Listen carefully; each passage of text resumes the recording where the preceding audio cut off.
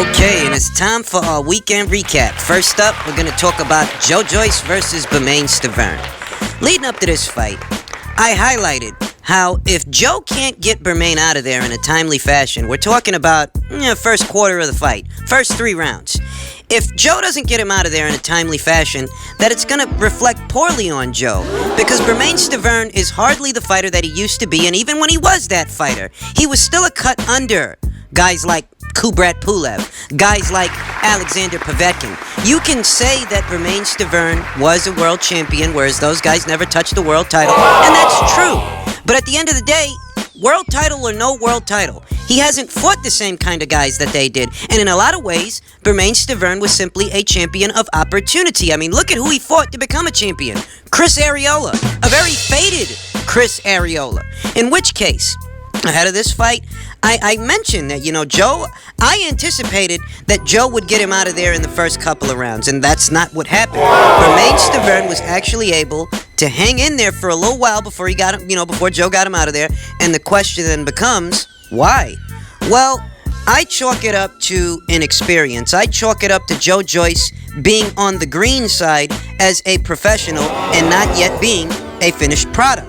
I think that Joe went out there and did more or less what everyone was expecting him to do, steamroll Stiverne. It's a double-edged sword where Joyce was clearly in control of this fight. He was clearly winning this fight, but the duration of time it took for him to get Stiverne out of there, it felt like it took a lot longer than it needed to. Early in the fight, Joyce is stringing together combinations. And even these combinations are a double-edged sword in terms of how you can perceive them. On one end, Joyce's output, his volume of punches in the fight, was good, kept him in control. But on the other end of the spectrum, he was getting hit in between those punches. And that's kind of important. You see, maybe you can afford to absorb those kinds of shots when it's Stiverne that's throwing the punches. But the holes in your defense are still there, so you hypothesize that if that were a more interesting puncher, like a Luis Ortiz, like an Alexander Povetkin, like a Kubrat Pulev, maybe even a Derek Chisora, I dare say, maybe a Dillian White, that if you don't patch up those holes that we're seeing right now with Stiverne, if you don't patch up those holes, at some point it might come back to bite you in the ass, because early in the fight, while Joe is stringing together combinations, he is getting clipped here and there, and he was able to take the punches well. But that doesn't alter the fact that those punches are getting through, and that's an area of weakness. That's an area that another fighter with a bigger sized punch might be able to exploit, so that's something that they need to work on in the future. I don't want to be harsh on Joe, because Joe's a guy who ahead of this fight only had 7 professional fights. So the fact that he's fighting a former world champion in what is his 8th professional fight is still commendable. Not everybody takes that path. Joyce does intend to move at an accelerated rate because he knows he's not the youngest guy. For you to be 30-something years old and you've only got 7 fights, time really is of the essence. In that way, it's commendable that he's fighting a former world champion in his 8th professional fight. But as far as the performance goes, Joyce did not show me that he's really at the world level just yet against Stiverne. At minimum, what you can say is that he beat a guy that he was supposed to be able to beat. Because Stiverne didn't show much of anything out there. I mean, I don't want to be critical or overly critical, but he really did look like a punching bag in there at times. He's just absorbing shots, shelling up, laying on the ropes, trying to work off the counter, having minimal success, but enough that you want to pay attention to Joyce's problem areas, because I reiterate, if that were another puncher with a bigger sized punch, a little bit more enthusiasm, aggressiveness, it might have been a different situation. You can take those shots when it's Stiverne, but if it's someone else, you might have a problem, a big problem on your hands, because lest we forget, you're the guy that was calling out Luis Ortiz. remember? I don't think you could afford to take those kinds of shots if it were Luis Ortiz. It does appear that in the case of Joyce, there's some more work that needs doing, because you look at the situation. Ahead of this fight, Joe's the bigger guy, Joe's the younger guy, and he's even been the busier guy fight by fight. Stiverne hasn't done much of anything since the Wilder fight, where he barely did anything in that fight. You understand? So Joyce ahead of this fight had everything working for him, and yet the fight itself still seemed like it's dragging on a little longer than it needs to, that you really should have been able to put this guy away a couple of rounds ago. That's what I was thinking. And I go back to my original point. I chalk it up to inexperience. I chalk it up to Joe Joyce being on the green side, that if he would have started off, just using his jab, setting up his punches, trying to hit Bermain Stiverne with shots that he really doesn't see, therefore he's not bracing himself for those shots, he might have gotten him out of there sooner, because it's not like Bermain Stiverne was taking those punches well. They were having a visible effect on him. And as soon as Joe Joyce really started using his jab more, you could see the difference. You could see that, okay, he's coming closer and closer to sealing the deal on Bermain Stiverne. That's something that they need to work on. Joe, he was stringing together, let's put it this way. He was stringing together combinations, and that was good. But at the same time, there didn't appear to be that much on those combinations, or because he was stringing together combinations, Bermain Stiverne was expecting to be hit, thus he was shelling up, thereby allowing him to hang in there. He's not really hitting Bermain with shots that he doesn't see. Those are the shots that'll get a guy out of there, because he's unable to brace himself for them. He doesn't see them. Whereas what Joe was doing, he was trying to overwhelm and smother Bermain Stiverne. And because the game plan was so easy to read, on one end, yes, Stiverne can't really contend with this guy's size or his enthusiasm. At the same time, he knows you're coming at him with strings of shots, stringing together punches, and that's allowing him to anticipate that and throw the earmuffs on him. That's how he's hanging in there. That's how he's trying to stay in the fight. Survival mode. A more methodical approach would have been to just work off the jab and see if you can go upstairs and downstairs. Switch up the area of attack. That way he doesn't know where the punches are coming from. Keep him guessing. All in all, I'm not going to be overly critical of Joe Joyce. I'll just say he beat a guy that he was supposed to be able to beat, but he didn't blow me away in doing so. He really didn't blow me away. He didn't impress me, and he didn't show me that he's ready for the Pulevs and Povetkins and all those guys. He's not ready for those guys, not yet.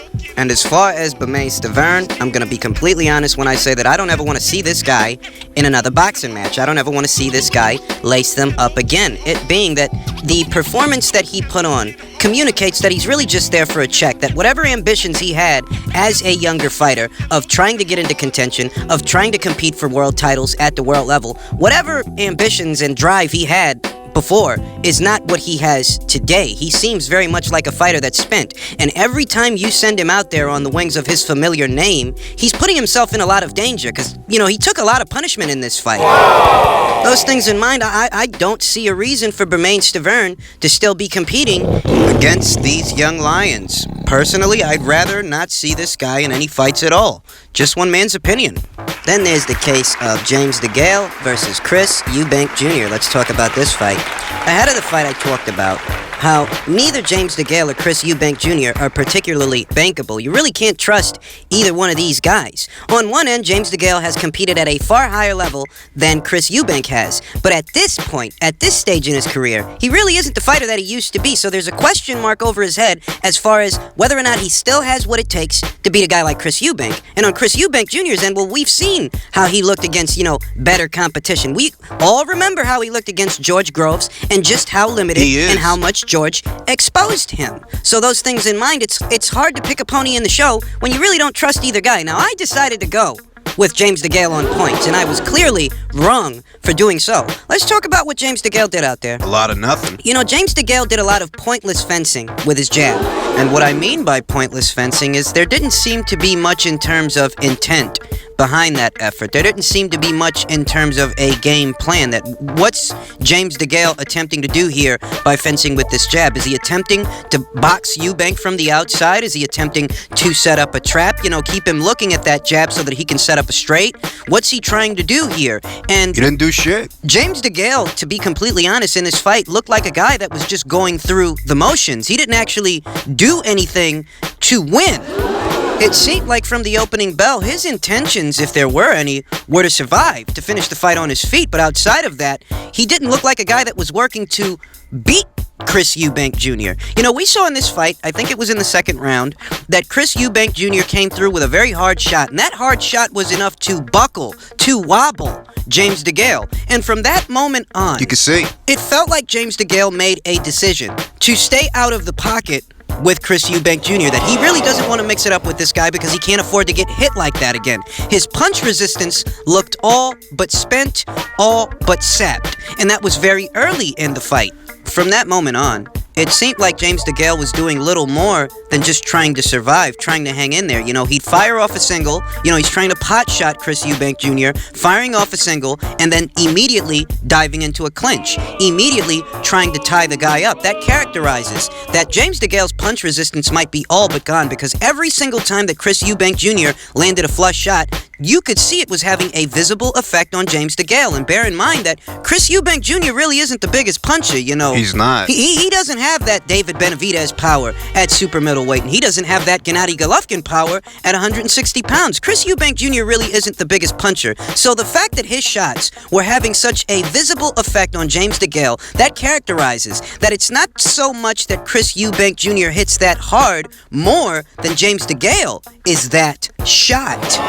That's why he's exhibiting all this pointless fencing with the jab that has little to no intent behind it. That's why he's making all these pointless movements, navigating around the ring to keep space between himself and Eubank without any kind of game plan to beat him. It just looked like James Degale was there going through the motions and trying to survive, trying to collect a check. I'll tell you that, Chris Eubank Jr. on his end of the spectrum, he wasn't particularly impressive either. If you're having any kind of success in this fight, it's not due to your efforts more than it's due to his condition, or the lack thereof. You're fighting a shot fighter, so any success that you're having can be attributed to that. We know that Chris Eubank Jr. is one of the most limited guys around. I'm lying. We also know that, he's really not the biggest puncher, so it's not like he's getting by on power per se. If Chris Eubank Jr. was able to win a decision in this fight, it's mostly because the guy that he's fighting is worn out. The James Degale that I saw yesterday wouldn't have made it past the midpoint with anyone else that's out there. He wouldn't have made it past the midpoint with Caleb Smith, Zurdo Ramirez, David Benavidez. Hell, I think Caleb Plant might have got the James Degale that I saw out of there before the midpoint. Whereas with Chris Eubank Jr., James was able to hang in there and go the distance. And that characterizes that, while Chris Eubank Jr. might be winning this fight, it's mostly because the guy that he's fighting is shot, and it's not really due to his own efforts, because if it was, you would have finished that guy. That guy's got almost no punch resistance left. There's almost nothing there. But, Chris Eubank Jr., he's just not put together enough to play the sniper role, to sharpshoot the guy. And finish him. Those things in mind, this was a very lackluster performance on both ends of the spectrum, and I question just what does James Degale plan to do after this, because he's looking a lot to me like a guy that needs to retire. If you can't handle yourself against Chris Eubank Jr., one of the most limited fighters in the super middleweight division, what chance do you stand against anyone else? Anyone interesting? Because you're gonna have to be in interesting fights if you intend to turn over a profit. You're gonna have to take on some of these killers, and if you're not taking those guys on because you see what condition you're in, then, you might as well call it a day. This really was one of the more cringe-worthy fights I've seen in recent memory. I haven't, been as appalled by a performance since, Fury versus Pulev, or Fury versus Parker, or Eubank versus Groves. Those were really cringe-worthy fights, and this fight was semblant of those fights. That it's not that, Chris is winning this fight because he's just the better boxer the night of the fight, so much as the guy you're fighting is spent, and he's still skillful enough to hang in there. It's just that he's a shot fighter, so he is losing this thing. On James Degale's end of the spectrum, where to begin? He's off balance a lot of the time. He's just fumbling around, making a lot of pointless movements, a lot of herky-jerky stuff, immediately diving into a clinch. Every round. I lost count how many times James Degale just kept trying to tie Chris Eubank Jr. up so that they wouldn't be trading in the pocket, because we saw James Degale's punch resistance is gone. He cannot afford to trade punches in the pocket. So, while Chris Eubank Jr. might have proved the naysayers wrong, myself included, at the end of the day, I'm not falling out of my seat with how blown away I am, because the fight itself and its aesthetic was atrocious. Post-fight, Chris Eubank Jr. was quoted as saying that he's back at the top of the food chain where he belongs, and he means to target all the other super middleweight belts. And Is that right? At the risk of raining on his parade, taking on one of the champions is a very far cry from what he took on last night in James Degale. James Degale is fully aware of his own physical condition, the stage of his career that he's in, and that's why he chose to vacate the IBF title at the time that Uzcategui was ordered to fight him. Understand that his success over James Degale throughout the course of 12 rounds is in no way, shape, or form a window into what he would be facing with Caleb Plant, Caleb Smith. No, sir. Zurdo Ramirez, assuming that Zurdo stays in the weight class or at least holds on to that title. What I'm getting at here is that this fight between Eubank and Degale was an intriguing fight, but for all the wrong reasons. It wasn't an intriguing fight because both of these guys are at the top of their game. It's intriguing because we knew that Eubank is limited, but Degale might be shot. So in that way, whoever wins the fight, there's still an asterisk next to it. Now, Chris Eubank Jr. managed to emerge the victor, but the same applies that, even though you won, you beat a shot fighter. That shot fighter is not an insight, a window, a preview into all the different challenges you'd be facing if you were squaring off against one of the champions. Different ball game. I'd have to say that the most winnable fight for Chris Eubank Jr. against the guy who's holding a belt would have to be against Degale. He won the WBC title last night. Anthony Degale, who last night defeated Avni Yildirim for what was the vacant WBC title. If you look across the landscape of guys holding belts in the super middleweight division, that would have to be the most winnable fight for Chris Eubank Jr., but therein lies a dilemma. The former WBC champion, David Benavidez, he actually has a legitimate claim towards that title. He's got dibs on a title shot via the WBC themselves. So those things in mind, you gotta wonder, It's gonna happen. what would the WBC decide to do in that situation? Would they continue to give David Benavidez his shot to regain his world title, or would they say, we could get some nice sanctioning fees from a Chris Eubank Jr. fight in the UK if we let him and Anthony Degale fight for it, so we might want to go that route. There's a lot of ways it could break down, but at minimum, even an Anthony Degale fight for Chris Eubank Jr., who very much is a limited fighter, even an Anthony Degale fight, it's not a foregone conclusion that Chris wins that fight, you understand. So you take it up a notch and you put him in there with a Caleb Smith or a Caleb Plant or a Zerto, and it's a different ballgame. I mean, even if Zerto decided to vacate that WBO title upon moving up to 175, it would then fall in the hands of the winner of Billy Joe Saunders, Andy Sufi, a fight that I think a lot of people might pick Saunders to win, in which case, could Chris Eubank Jr. win a rematch with Billy Joe Saunders? I don't really see that as feasible. I don't see that as likely. I still think Billy Joe Saunders has got what it takes to outbox the socks off of Chris Eubank Jr. So the most winnable title for Chris to win would have to be the WBC title. So let's see if he decides to set his crosshairs on that title on that premise.